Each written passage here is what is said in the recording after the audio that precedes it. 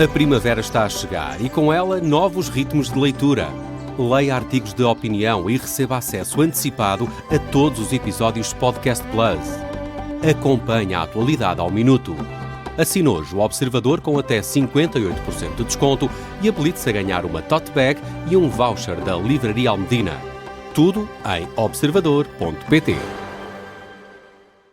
E Faro.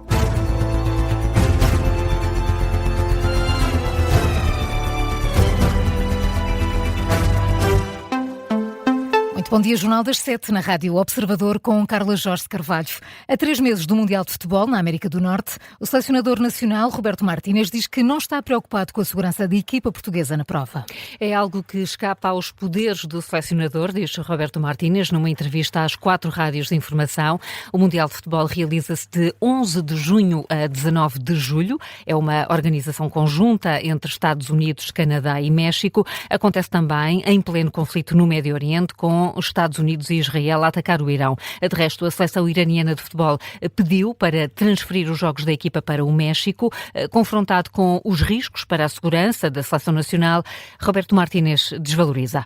Não, ao nível de esportivo, de segurança, tudo o que seja à volta da equipa, do torneio, não é uma preocupação. A preocupação é a um nível pessoal, que todos temos. É uma situação inestável, as guerras são momentos muito difíceis e eu acho que é um momento para utilizar o futebol e utilizar o Mundial para poder trazer felicidade. Não estou preocupado para o Mundial, para o aspecto da segurança, mas é uma preocupação que todos temos agora. Roberto Martínez, que recebeu na cidade do futebol a Rádio Observador, a Antena 1, a Renascença e a TSF, recusa comentar o futuro na seleção, perante rumores de que pode estar perto de deixar o comando da equipa. Roberto Martínez garante que está apenas focado no Mundial. Eu tenho muita experiência, já sou treinador há 20 anos, então eu percebo como funciona o futebol, mas eu sou a pessoa mais exigente do meu trabalho e sou muito exigente e também acho que o importante agora não há uma oportunidade melhor que o Mundial para mostrar o trabalho. O resto, para mim, o resto não é importante agora. A garantia do selecionador nacional Roberto Martínez, que garante que Portugal vai estar no Mundial de Futebol com a ambição de lutar pelo título. Esta é uma entrevista para escutar na íntegra depois das notícias da 13h. A entrevista vai estar também disponível em podcast e em vídeo no nosso site. O Sporting está qualificado para os quartos de final da Liga dos Campeões. Goleou ontem, em Alvalade, o Bodo Glimt por 5-0. Os Leões repetiram o feito de há 62 anos, quando, contra o Manchester United, na Taça das Taças, recuperaram de uma desvantagem de 3 golos trazida de Inglaterra. Agora, a vítima foi o Bodo Glimt, da Noruega. Gonçalo Inácio, Pedro Gonçalves, Luís Soares, Maxi Araújo e Rafael Nel marcaram os golos desta vitória histórica do Sporting. Rui Borges fala na melhor versão da equipa leonina e dedica o triunfo à família. Antes de mais, deixe-me dedicar a vitória aos meus pais, minha família, o meu filho, que merecem, sofrem muito comigo, de certeza. Tenho saudades deles e eles estão lá sempre a torcer por nós. Em especial a minha estrela, o meu avô também. Não me esqueço. Eu digo sempre que tenho uma grande estrela, se calhar é ela.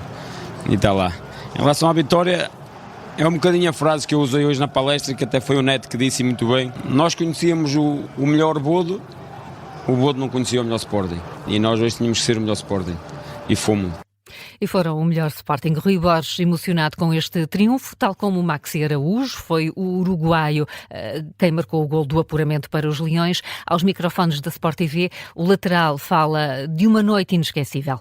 Uma noite que vai quedar para a história. Sabíamos que lo podíamos fazer. Sabíamos que, É uma noite que vai ficar na história. Sabíamos o que podíamos fazer. Nós vimos o quão bons eles eram, mas eles não viram o nosso melhor porque não tivemos um bom jogo no campo deles. E creio que eles não viram o nosso melhor e acho que hoje mostramos muito ânimo e acho que fomos uns justos vencedores. Todo lo bueno y todo lo que podíamos hacer y creo que hoy le hicimos muchísimo daño y como lo fuimos a buscar desde el primer minuto, creo que fuimos merecedores vencedores. A emoção de Maxi Araújo, 43 anos depois, o clube de Alvalade volta aos quartos de final da prova milionária. E Carla, o triunfo leonino é destaque na imprensa nacional, mas também lá fora. Os jornais desportivos internacionais escrevem títulos como Noite Perfeita, Épico, Brutal, para descrever o triunfo da equipa de Rui Borges. Os Leões enfrentam agora o líder da Premier League, o Arsenal, nos quartos de final da Liga dos Campeões. A primeira mão vai ser em Alvalade, a 7 ou a 8 de abril. Hoje é a vez do Sporting de Braga entrar em campo, neste caso o contar para a Liga Europa. Vai receber os húngaros do Ferencváros com a missão de inverter a derrota por 2-0 sofrida em Budapeste. O jogo começa às 3h30 da tarde. Mário Centeno chegou a acordo com o Banco de Portugal para a reforma antecipada com base em 35 anos de serviço, mas o antigo governador só teve 20 de trabalho efetivo na instituição. Na prática foram 15 anos como economista e outros 5 como governador da instituição.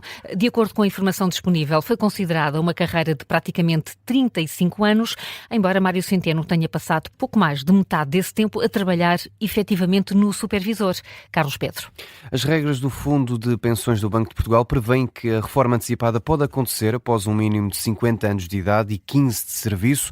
Mário Centeno encaixa nestas condições, mas os termos do acordo consideram uma carreira bem mais longa, 35 anos. Segundo apurou o Observador, Centeno fica a receber uma reforma inferior ao salário de 15.000 euros que recebia desde que deixou de ser governador. Isto quer dizer que a prazo o Banco de Portugal poupa algum dinheiro, mas para isso ser possível, Álvaro Santos Pereira teve de assinar um cheque para dar ao Fundo de Pensões aquilo que seria pago nos anos que faltavam até à reforma.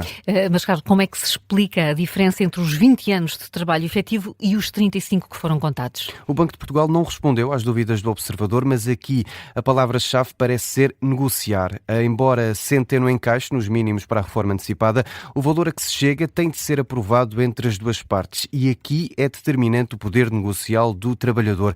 No caso de Centeno, algo que foi possível apurar pelo Observador, desde 1995 que contribui para o Fundo de Pensões, o que significa que a carreira ronda os 31 anos. O Chega já anunciou que vai chamar ao Parlamento com caráter de urgência o atual governador para dar mais explicações sobre o caso. André Ventura afirmou que está perplexo com o acordo. Carlos Pedro, com o caso da reforma antecipada de Mário Centeno, quase 6 meses depois de Álvaro Santos Pereira assumir o cargo de governador do Banco de Portugal, as duas partes acabaram por fazer um acordo para que cada um siga o seu caminho. Entretanto, Mário Centeno diz que sai do Banco de Portugal para ter mais liberdade. Mais do que representar um ganho financeiro, é uma decisão consciente de liberdade. É esta a declaração que faz hoje ao Diário de Notícias. Mário Centeno está a dar aulas na Universidade de Miami, nos Estados Unidos, mas diz ao jornal que o futuro está em aberto, recusa fechar portas a um eventual regresso à vida política ativa e diz mesmo que o país precisa de pensar e que quem quiser ser líder tem de mostrar serviço e preparação. O líder do PS diz que é inaceitável que o partido fique de fora da eleição de juízes para o Tribunal Constitucional. Mais uma vez, José Luís Carneiro insiste na representatividade do PS nos órgãos externos da Assembleia da República. O impasse mantém-se por causa de lugares em falta no Tribunal Constitucional. O PSD culpa o PS e ameaça avançar só com o Chega, que já tem um nome que deve ser aceito pelo PSD. À margem da apresentação do novo livro na Universidade de Lusíada, no Porto, o secretário-geral socialista é incisivo, diz que é impensável excluir o PS. Seria incompreensível que o Partido Socialista, fundador dos direitos constitucionais, das liberdades, direitos e garantias dos cidadãos, fosse afastado porque uma maioria de direita, ligada com a extrema-direita, afastava o Partido Socialista do Tribunal Constitucional. Isso é inaceitável e julgo que também seria inaceitável que nós fizéssemos isso um dia que estivéssemos no governo ao PSD. Para resolver um impasse sobre a eleição dos juízes para o Tribunal Constitucional, José Luís Carneiro vai reunir-se com o Primeiro-Ministro, Luís Montenegro, mas ainda não avança qualquer data para o encontro. À margem do evento, o líder socialista falou também sobre a reforma laboral para apelar ao respeito da concertação social. Para isso, José Luís Carneiro deixa um apelo que a CGTP volte a ser incluída nas negociações para o novo pacote laboral. E na atualidade internacional, o Corpo da Guarda da Revolução Islâmica lançou um ataque com mísseis contra contra Tel Aviv foi em retaliação pela morte do conselheiro do líder supremo iraniano. O Irão confirma, assim, a morte de Ali Larijani, o secretário do Conselho Supremo de Segurança Nacional, mas sem dar detalhes sobre as circunstâncias dessa morte. Ontem o exército de Israel avançou com a informação de que tinha eliminado este conselheiro de Khamenei no ataque realizado segunda-feira à noite. Nas últimas horas, o Irão lançou esta retaliação contra mais de 100 alvos militares e de segurança de Israel. Algumas zonas de Tel Aviv terão sofrido cortes de energia elétrica. Pelo menos 2 pessoas morreram. O presidente iraniano já prometeu tornar a situação ainda mais amarga para Israel. Também o chefe do exército iraniano afirma que a morte de Ali Larijani vai ser vingada. São agora 7h10. Carla, que outras notícias marcam esta manhã de quarta-feira? O consumo de cocaína e cetamina na Europa registrou um forte aumento. Já o consumo de ecstasy está em declínio acentuado. São dados de um estudo internacional sobre vestígios do consumo de drogas em águas residuais, feitas pela Agência da União Europeia sobre Drogas, 25 países. No caso de Portugal, Lisboa e Porto registram uma descida no consumo de drogas detectadas em águas residuais. Já a Almada registra uma subida. Este estudo tem como referência os anos de 2024 e 2025. O Presidente da República começa hoje a receber os partidos com assento parlamentar no âmbito das consultas de início de mandato. O PSD vai ser o primeiro a ser recebido por António José Seguro, pelas 11 horas. Vai estar representado pela primeira vice-presidente do partido, Leonor Beleza. Ao meio-dia é a vez do PS, seguido da Iniciativa Liberal à 1 da tarde e do LIVRE à 1h30. As audiências vão continuar amanhã de manhã. Esta tarde há também debate quinzenal no Parlamento com o Primeiro-Ministro. É um debate que deve voltar a ficar marcado pelas consequências da guerra no Médio Oriente, com a oposição a pedir mais medidas ao Governo para atenuar o efeito do conflito na economia. E pela internet corre um teaser de apenas alguns segundos, mas que está a gerar já muita euforia, até em Portugal.